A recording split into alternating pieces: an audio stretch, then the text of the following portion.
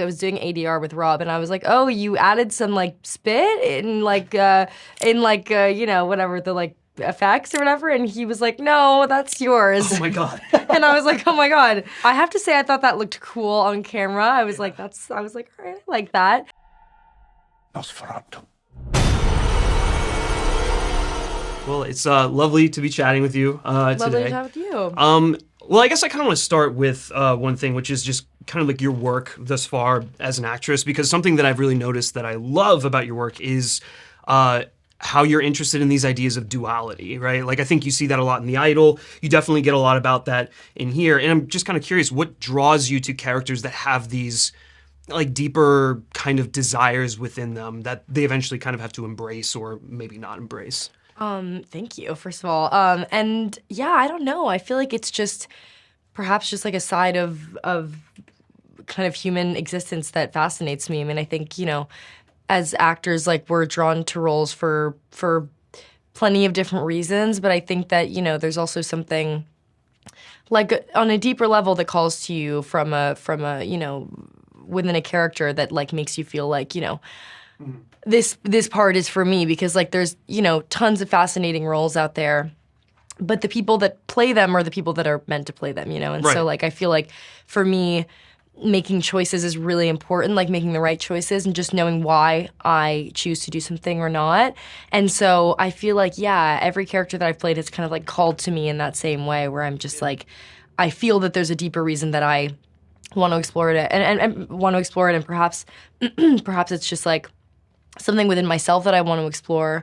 You know, I really like the emotional aspect of this job and just like getting to dive into that. And I like the challenge as well. I think that like, you know, the more emotionally complex a character is, the more it's going to push you, you know, outside of your comfort zone, push you to like explore different facets of your artistry. And so, yeah, I'm very interested in that. Yeah, because I read and I've heard you talk about the fact that like the heaviness of this character was a major reason that you were drawn to it, and I know you were like super excited and enthusiastic about getting the part. So I wonder if you could just kind of talk about that a little bit, talk about like why you felt really compelled for this one specifically, outside of like, you know, I know you like vampires and stuff like that, but you know. Yeah, I mean, I'm, first of all, like a huge draw for me, of course, was Rob. I mean, I'm a huge Robert Eggers fan. I think he's like such a one-of-a-kind filmmaker, and so the opportunity to work with him, honestly, no matter what the story was going to be, was you know, super interesting to me. And then beyond that, I thought it was really special how central my character was and how central her perspective was to telling the story, because it's a perspective that I think we haven't gotten to see as kind of profoundly in past iterations of this story. And she's so complex, she's so layered, there's so much going on with her, and so much going on that is also at the same time very much at odds with the world around her and like the society that she inhabits. And so I think, you know, getting to explore that was really exciting to me for so many reasons. And, you know, there were a lot of places that this role was going to take me that I hadn't necessarily been to before as an actor, and so that was exciting to me too. Well, yeah, I mean, obviously the physicality of the performance is, I mean, it's like the highlight, I think, of your performance. I mean, there's so much you're doing. I know you work with, you know, movement coaches and stuff like that, but when you take a step back and you're watching yourself on screen for the first time, was there any part of that performance, specifically when you're, you know, contorting yourself and doing all these things, that like even shocked you to the extent to which you were able to push yourself, you know? I mean, I'm so proud of the movie, and I'm proud of myself as well, I have to say. I think I'm very critical of myself. I feel like it's hard for me to ever watch a performance of myself without like, you know, just nitpicking it and thinking like this or that or whatever. But I'm happy with it. I mean, I trust Rob so much, and I trusted him so much when we were shooting, that I knew that he would never lead me astray. And this story was so personal and so important to him to tell that I know that, you know, I had to have faith in his vision and in the places that he was going to lead me. But I don't know, I'm trying to think like for like watching it. I guess like I was happy with my little back bend. That was cool. I was gonna say that was like the moment where I was like, "Did you do that for real? Or did they have you like kind of like?" No, I did that. I thought that felt like the right direction to go in physically in that moment. I have to say I thought that looked cool on camera. I was like, all right, I like that. And yeah, I didn't know that I guess I was so lost in the scene or something, but I didn't, like, in that kind of, like, scary, like, demon face moment that I do, like, towards the end of the movie, I was doing ADR with Rob, and I was like, oh, you added some, like, spit in, like, you know, whatever, the, like, effects or whatever, and he was like, no, that's yours. Oh my God. And I was like, oh my God, that's cool. Yeah, that's good. I mean, I imagine just the nature of a Robert Eggers set allows you to kind of lose yourself in the environment like that, which allows for a performance like that to come through. And I'm just kind of curious how you balance that with how specific of a vision he's after, because he obviously has something very clear in mind, but he has to allow you as an actor in order to, you know, explore the space or something like that. He does, and I think I had like an immense trust going into it, even though it was my first time working with him, because I, of course, love his work, but specifically, I love the performances that he gets out of people. I think that I'm always astounded by his actors and what they do, kind of at the mercy of his tales. You know what I mean? Like led by Rob, I feel like his actors always deliver performances that I personally love, and so I was excited to kind of abandon myself to that process in a way. And he works in a way that's very specific, and it's very, like, it's, the whole thing is like storyboarded before you even get there. So like the movie exists and you have to kind of fold yourself into it in the most seamless way possible. And so I guess I just tried to like abandon myself to that process as much as possible and find freedom within a structure that was more kind of structured, if you will, than anything I had done before. What is, just offhand, what is your favorite performance in a Robert Eggers film? That's obviously not yourself, but... I wouldn't say that anyway, but... Oh, come on. Honestly, I have to say Willem Dafoe in The Lighthouse. Yeah, that's the one. That's the one. Yeah. Let Neptune strike ye dead, Winslow!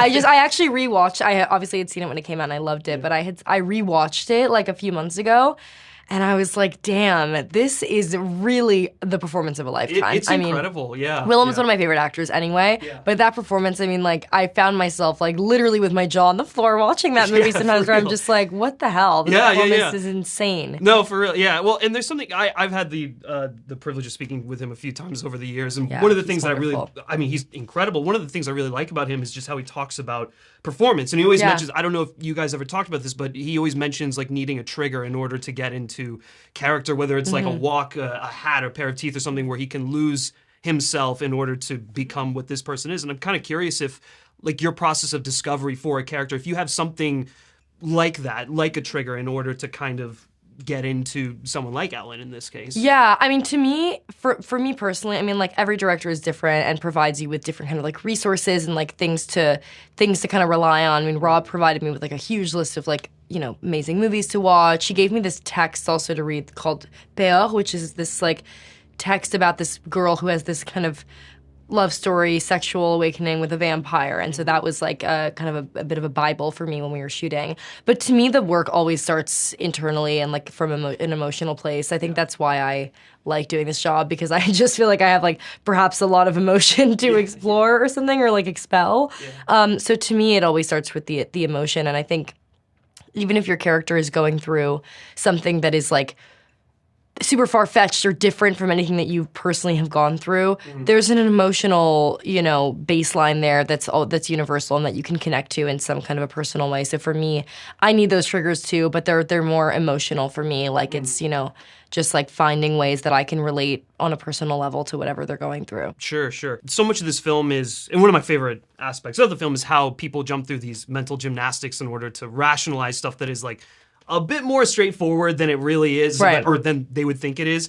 I think what's really interesting is when you take a step back, it speaks to, you know, humanity and what we often struggle to reconcile with when the most obvious answer is there. So I'm curious for you, what do you think that says about us collectively and what we're afraid of and perhaps maybe we don't want to confront, even though in the back of our heads we know that that's probably what it is? Yeah, I mean, I think that, you know, this movie speaks to a lot of the kind of like baseline human fears that we have. I think it's a way, it's like a vessel, you know, to talk about death in a way, and like the link between life and death. And I think that we go as humans to great lengths to avoid the reality of things that really terrify us, and things also that feel unavoidable. I mean, you know what I mean? Like I think at the core of that fear, of course, is the idea that we're all going to die and we don't know what that looks like, kind of thing, which is, you know, like a very I guess, existential idea, but it's it's something that we all live with because it's something that unites us all. And so I think that, with that comes so many different facets of that fear that we, use art to explore.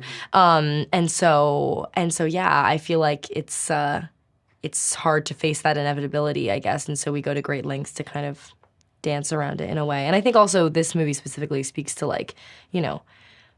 whether or not we're ready to believe people, believe. Yeah. I mean, women specifically, and just how how much we're willing to accept in ourselves, how much we're willing to accept from those around us, and when are we ready to kind of put our preconceived notions aside in order to really believe people who are speaking with real conviction. Yeah, no, 100%. That's time for me. But look, I really appreciate your Thank work you. here. Again, I'll tell you again, it is my favorite performance of the year. You are Thank you so incredible, much. and I seriously hope you get the recognition you deserve for this. Oh, because thank you. That's so nice. It's incredible work. Yeah. Thank you so much.